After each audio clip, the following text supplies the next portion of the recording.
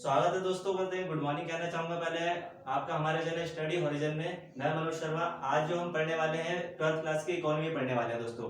इससे पहले हमने जो पढ़ी थी वो 11th क्लास के बारे में हमने पढ़ा था, लेकिन आज हम 12th के बारे में पढ़ने वाले हैं और इसी तरीके से हमारा प्रोसेस चलता रहेगा आगे भी 11th का और फिर 12th का, इस तरीके से। तो आज हम 12th क्लास की इकोनॉमी के बारे में चर्चा करने वाले हैं दोस्तों।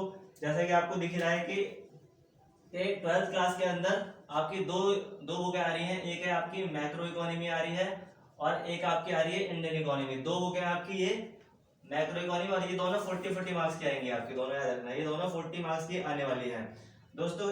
इन 40 मार्क्स में 40 मार्क्स की आने वाली है दोस्तों। और इसमें क्या है कि हमें जो आज हम पढ़ने वाले हैं वो मैक्रो इकोनॉमी के बारे में पढ़ने वाले हैं, लेकिन इनसे पहले पढ़ने से पहले हम इनके दोनों में इंट्रोडक्शन के बारे में जान लेते हैं थोड़ा सा कि इनके बारे में किसके बारे में स्टडी होने वाली है।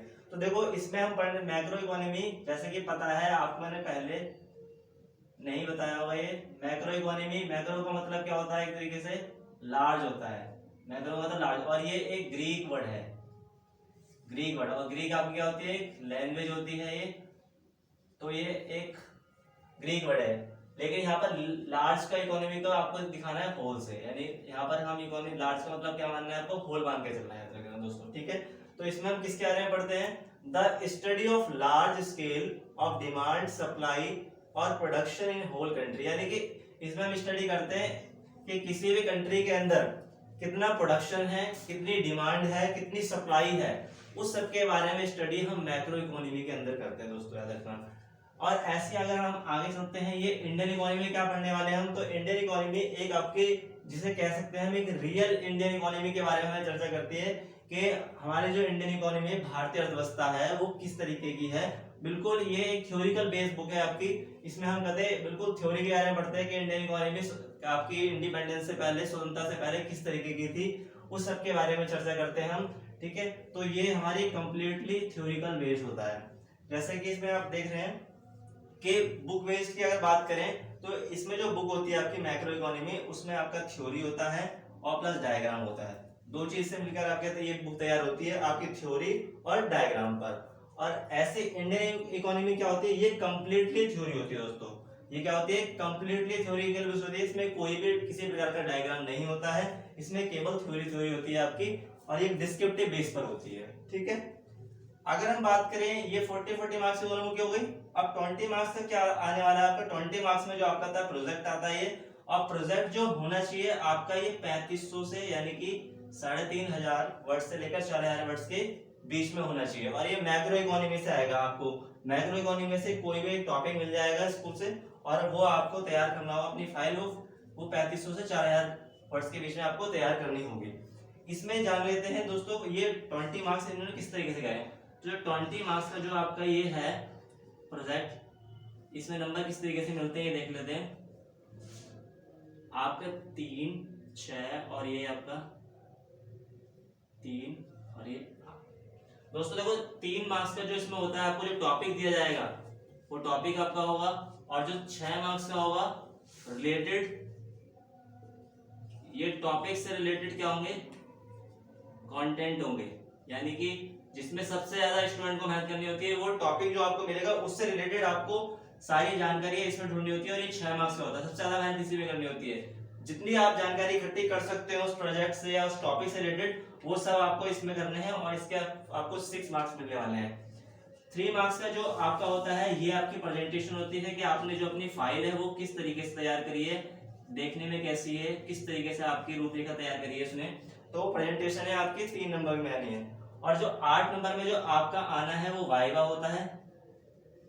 वाइवा जो आपका फाइल से ही पूछा जाएगा। ये जो आपकी फाइल आप तैयार करोगे उसी से रिलेटेड आपका टीचर जो होगा वो आपसे क्या पूछने वाला है? वाइवा पूछेगा। वो 8 मार्क्स का होगा, और ये इसी से पूछेगा आपकी फाइल से, याद रखना। बाहर से बच्चे सोचते हैं कि टीचर आएगा बाहर से क्या पूछेगा, किस तरीके क्वेश्चन होगा, तो ऐसा कुछ नहीं है। वो आपकी फाइल से ही ज्यादातर रिलेटेड क्वेश्चन पूछता है। बस ये है कि आपको अपनी फाइल में जो भी आपने रिलेटेड टॉपिक बनाया है उसके बारे में अच्छे से पढ़ लेना, तभी आप इसका अच्छे से जवाब दे पाएंगे और 8 नंबर आप ले पाएंगे। तो आपको ये पूरे 100 मार्क्स क्या कहते हैं कंटेंट मैंने आपको बता दिया।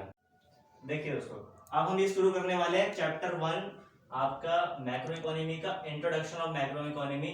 जैसे कि आपने जान ही लिया है कि जो मैक्रो इकोनॉमी होती है उसकी डेफिनेशन क्या है, तो हम पहले बता चुके हैं कि the study of large scale of demand supply और प्रोडक्शन इन होल कंट्री, यानी कि एक कंट्री के अंदर लार्ज स्केल पर जब प्रोडक्शन किया जाता है, ठीक है, तो उसके बारे में जो स्टडी की जाती है या सप्लाई की जाती है लार्ज स्केल पर, तो वो हम किसके अंदर पढ़ते हैं, मैक्रो इकोनॉमी के अंदर पढ़ते हैं दोस्तों। तो इसमें कुछ और भी जान लेते हैं जो महत्वपूर्ण चीजें हैं जो इंट्रोडक्शन के थ्रू, कि it help us to know general state of our economy such as. State का मतलब यहाँ पर दोस्तों क्या है, स्टेट का मतलब दशा, एक तरीके से दशा है, एक तरीके से याद रखना है यहाँ पर। यानी कि ये हमें कौन कौन से जनरल स्टेट बताने में हमें मदद करती है मैक्रो इकोनॉमी। जैसे कि डोमेस्टिक प्रोडक्शन, यानी कि डोमेस्टिक का मतलब है आप क्या याद रखना, कंट्री। डोमेस्टिक का मतलब एक तरीके से कंट्री है यहाँ पर, यानी किसी भी कंट्री, यानी हमारी कंट्री के अंदर या किसी भी कंट्री के अंदर जो प्रोडक्शन हो रहा है उसे हम डोमेस्टिक प्रोडक्शन बोलते हैं, यानी कंट्री का प्रोडक्शन बोलते हैं। ऐसे डोमेस्टिक कंजप्शन, कंजप्शन का मतलब यहाँ पर क्या होता है दोस्तों, कंजप्शन का मतलब होता है हमारे जो भी हम चीज यूज करते हैं, इस्तेमाल करते हैं या प्रयोग करते हैं, वो हमारा क्या होता है, कंजप्शन होता है। तो डोमेस्टिक का मतलब क्या है यहाँ पर, यानी कंट्री के द्वारा जो भी कंजप्शन किया जा रहा है, जितना किया जा रहा है, प्रयोग किया जा रहा है, जो भी वो हमारा क्या होगा, एक डोमेस्टिक कंजप्शन होगा। तो उसके बारे में हमें जानकारी मैक्रो इकोनॉमी ही देती है। इसके बाद हमें क्या है दोस्तों, डोमेस्टिक इनकम। डोमेस्टिक का मतलब एक कंट्री की इनकम कितनी है, तो वो हमें कौन बताएगी, वो भी हमें मैक्रो इकोनॉमी ही बताएगी, यानी कि आपकी समष्टि अर्थशास्त्र। जो हिंदी वाले स्टूडेंट है याद रखना, इसको हम समष्टि अर्थशास्त्र भी बोलते हैं, हिंदी में समष्टि अर्थशास्त्र। अगर दोस्तों हम इसकी ये बात कर ले समष्टि अर्थशास्त्र, इसमें एक चीज और है जो मैं थोड़ा दिमाग से स्किप हुई थी, वो क्या था कि इसकी फादर जो हम बात करते हैं, जो फादर ऑफ मैक्रो इकोनॉमी है आपके, जो फादर ऑफ मैक्रो इकोनॉमी है, याद रखना J.M. केन्स है। अगर इसका पूरा फुल फॉर्म देखें तो दोस्तों क्या है, J.M. मतलब जॉन मेनार्ड कीन्स। दोस्तों जैसे मैंने आपको पता हुआ कि जो हमारे इकोनॉमिक्स के हैं, आपने 11th क्लास में पढ़ी होगी, इसमें बताया होगा कि एडम स्मिथ इसके फादर हैं। ऐसे अगर हम मैक्रो इकोनॉमी की बात करें, यानी समष्टि अर्थशास्त्र की बात करें, तो उसके जो फादर है वो कौन है दोस्तों, J.M. कीन्स। J.M. कीन्स यानी जॉन मेनार्ड कीन्स है, याद रखना दोस्तों इसको। ठीक है दोस्तों, अब आगे चलते हैं हम कि इसमें हम और किस चीज के बारे में जानते हैं, एम्प्लॉयमेंट इन इकोनॉमी। एम्प्लॉयमेंट का मतलब होता है आपका रोजगार, यानी कि एक इकोनॉमी के अंदर कितना रोजगार है, कितना बेरोजगारी है, वो सब के बारे में भी हमें यही बताएगी मैक्रो इकोनॉमी। इन्वेस्टमेंट कितना है एक कंट्री के अंदर, उसके बारे में। नेशनल इनकम इन इकोनॉमी, यानी नेशनल इनकम कितनी है दोस्तों। नेशनल इनकम का मतलब होता है, नेशनल का मतलब यहाँ पर होता है नेट, यानी कि एक देश के अंदर नेट इनकम कितनी है, यानी सब कुछ जो भी खर्चे करने के बाद, हर जो भी हमने किसी से लिया हुआ है, हमारी कंट्री ने बाहर से लिया, उसको पे करने के बाद जो हमारे पास बचती है वो हमारी नेशनल इनकम होती है, नेट इनकम होती है, उसको बोलते हैं नेशनल इनकम। ठीक है दोस्तों, रेट ऑफ इकोनॉमिक ग्रोथ है, रेट किस तरीके का है कि हायर रेट है। अगर हायर होगा इकोनॉमी का तो हमारी जो अर्थव्यवस्था होगी बहुत अच्छी होगी, यानी एक कंट्री का भी ग्रोथ करेगी, यानी कि अच्छा करेगा। अगर ग्रोथ हमारी कम होगी, ग्रोथ रेट, तो क्या होगा, हमारी इकोनॉमी क्या होगी, बेकार स्थिति में रहेगी। जैसे कि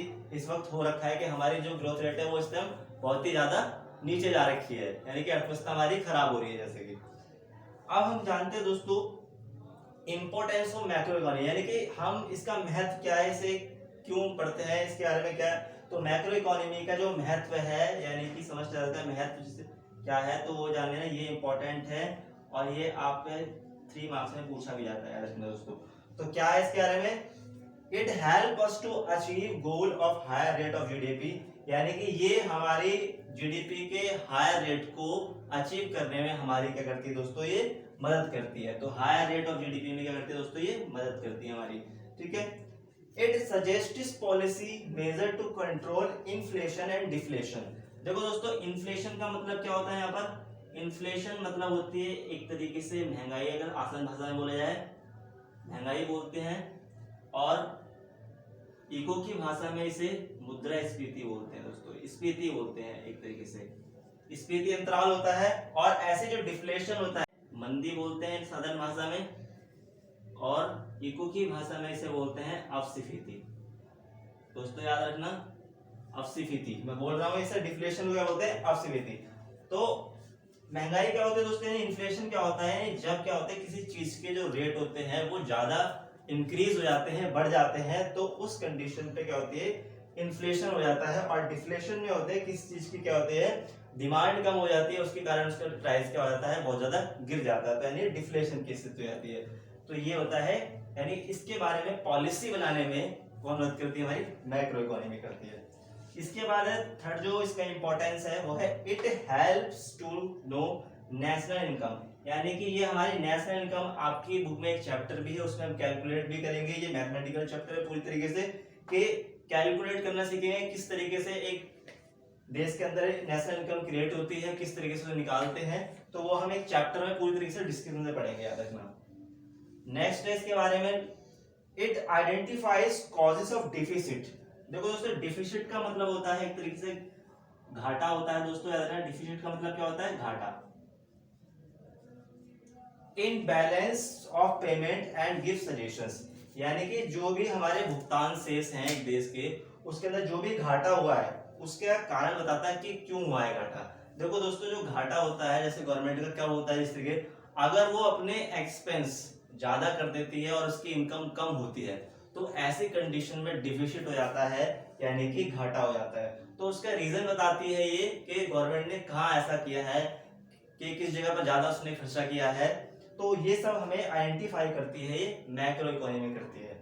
ठीक है दोस्तों, इसी के साथ अगर आपको कोई भी प्रॉब्लम हो तो हमारे कमेंट बॉक्स में जरूर बताना कि किसी भी प्रकार की प्रॉब्लम हो। और इसके बाद हम जो आगे पढ़ने वाले हैं, नया चैप्टर पढ़ेंगे, ये इंट्रोडक्शन था मैक्रो इकोनॉमी का। आई होप आपको पसंद आया होगा, और आप लोग इस वीडियो को ज्यादा से ज्यादा लोगों को शेयर करना, क्योंकि ये बहुत ही इजी लैंग्वेज में है और इससे इजी लैंग्वेज आपको नहीं मिलेगी भी। ठीक है दोस्तों, थैंक यू दोस्तों।